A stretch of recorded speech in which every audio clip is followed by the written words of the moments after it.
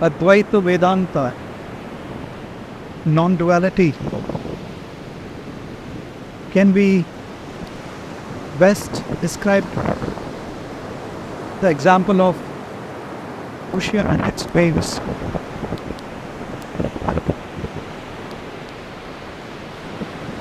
Just like these waves,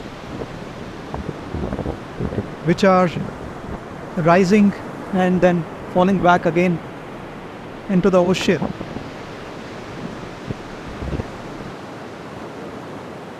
Everything in this world arises and finally dissolves back into that one supreme absolute reality, that non-dual reality called Brahma or Sat, existence, consciousness, bliss, Sat Chit Ananda, names for the same reality.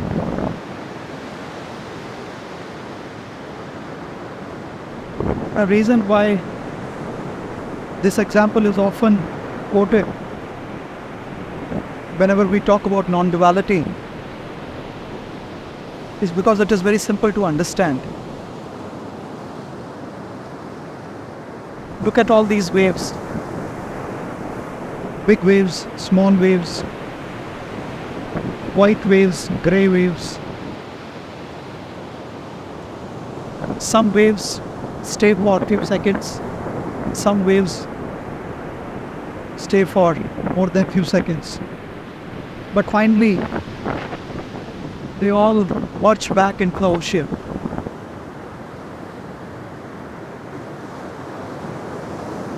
It would be wrong to say that there are no waves.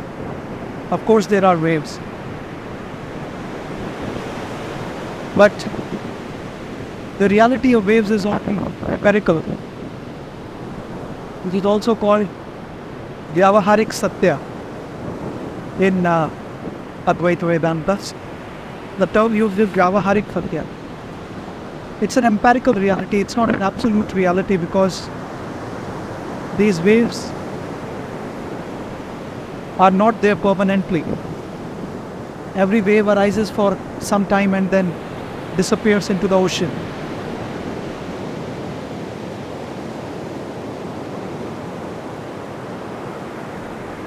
In other words, these waves, their existence is bound by time. Some waves were not there before but are there now, and some waves which are there now were not there before. There are some waves which will be there in future but are not there now and were never present in the past. So even though there is a temporary existence associated with all these waves, we cannot say that waves are permanent and beyond time. Similarly, if you look at the sky with so many clouds,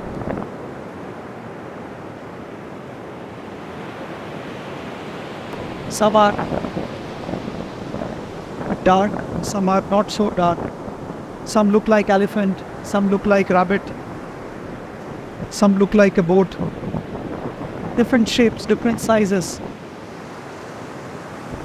And in certain parts of the sky, there are no clouds.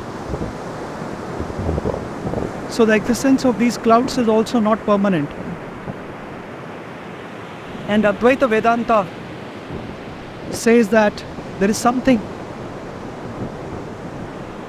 which is the fundamental reality of everything, which is beyond space and time, which is not bound by space and time.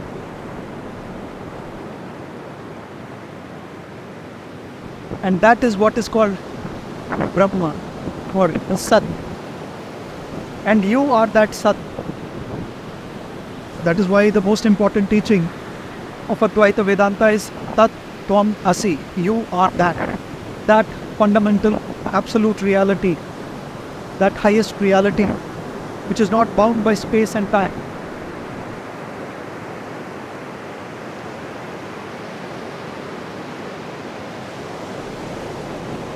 What we see, what we experience in this waking world,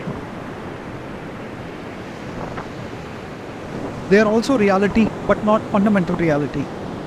Whatever we experience, whatever we see, whatever we listen, whatever we taste, touch, smell, they are all vyavaharik satya, empirical realities, bound by space and time. Similarly, our body, our notion that we are this body and only this waking world is true, all these experiences are also bound by space and time, because when we are dreaming or asleep, deep asleep, none of these experiences stay. Just like these waves, which are bound by space and time, just like these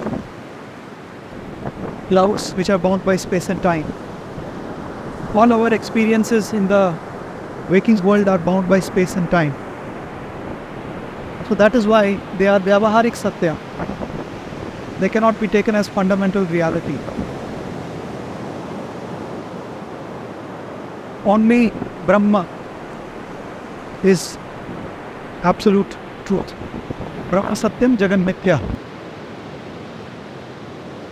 So Jagat Mithya does not mean that this world does not exist. It means that world is only empirically real. Its reality is bound by space and time, just like the reality of these waves or these clouds. It is not going to be there all the time. Every wave will come and go. Every cloud will come and go. Similarly, all our experiences will come and go. But there is one thing which is the substratum, which is the essence of all this. All our experiences, whether it be in the waking state or in the dream state or in the deep sleep state. Of course, deep sleep there is no experience. Even the absence of experience, all that is known by that one absolute fundamental reality is our essence also, which is our true essence. A child may think that these waves are real. Child may think that the shape of these clouds is permanent. But we know that it is not so.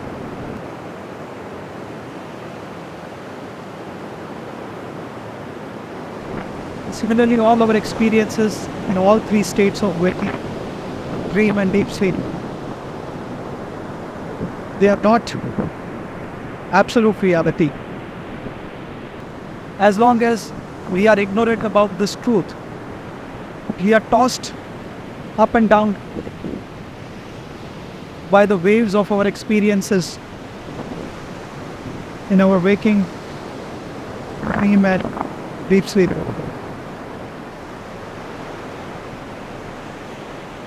And the only way to come out of all that misery which is caused by this tossing up and down, it is to know that fundamental truth. Tat Tvamasi.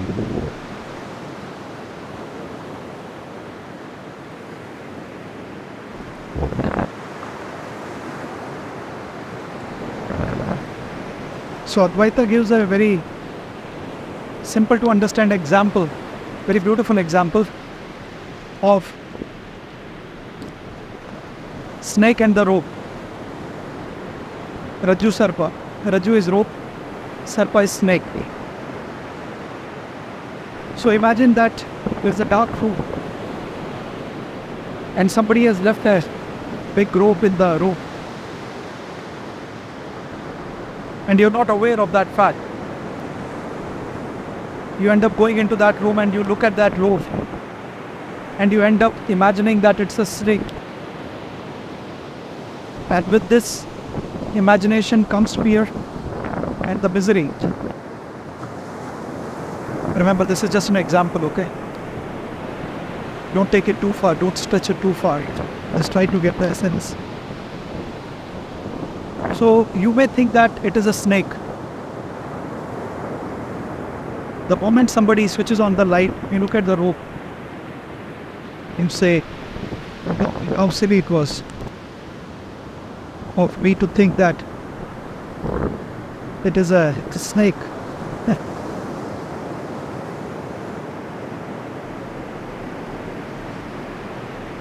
The idea is that once we have the right knowledge,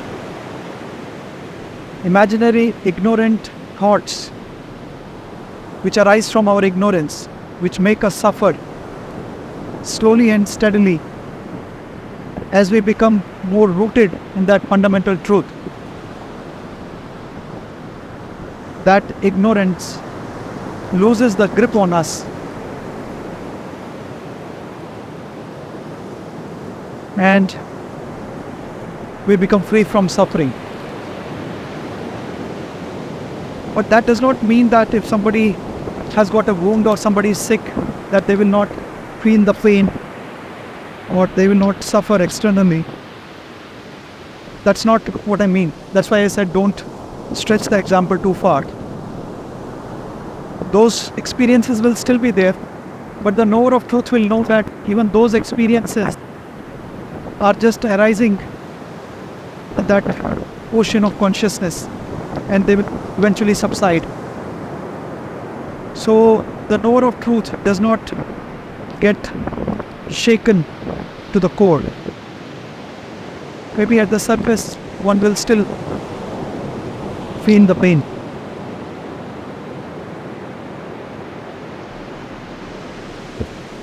So Brahm Satyam Jagat Mithya, when Shankaracharya said that, that's one of his very important teachings, Brahm Satyam Jagat Mithya. Most people misinterpret it and say that Shankaracharya said that this world is false. That is not what Shankaracharya said. He only said that this world is not absolutely truth, because this waking world does not have an existence which is unbound by space and time. We only feel the reality of this waking world when we are in the waking state, not otherwise. Just like me, feel the reality of the waves only when we are looking at them, and once they subside back into the ocean, they are no more there. So similarly, all our three states of consciousness, whether it is waking, dream or deep sleep, they all merge back into that fundamental absolute reality, that Sat, that Brahman. And that is our fundamental existence, that is our truth as well. That is why Vedanta says, Tat Tvamasi, you are that. Uddalaka Rishi, sage Uddalaka, gives this teaching to his son Shvetaketu in Chandogyaupanishad.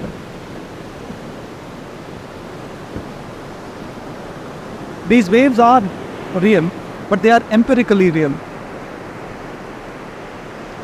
They are relatively less real. Similarly, these clouds, their shapes, sizes, they are there because we are seeing them. We cannot deny that shape, that size, but they are not absolutely real. They are not going to stay forever.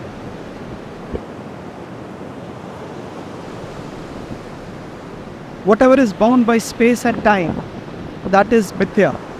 That is what is called Mithya. And behind everything that is Mithya, the substratum or the essence which underlies all that Mithya, all the transient objects, experiences, thoughts, is that one fundamental reality.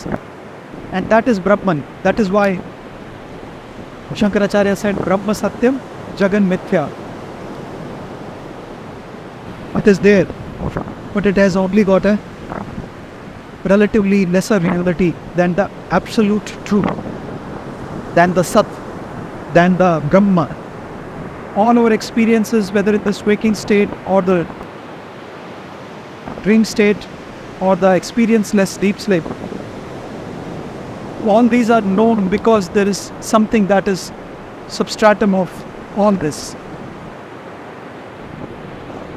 That is what is Sat, Chit, Anand. In existence, consciousness, bliss. And that is what you are. Tat, Tvam, Asi.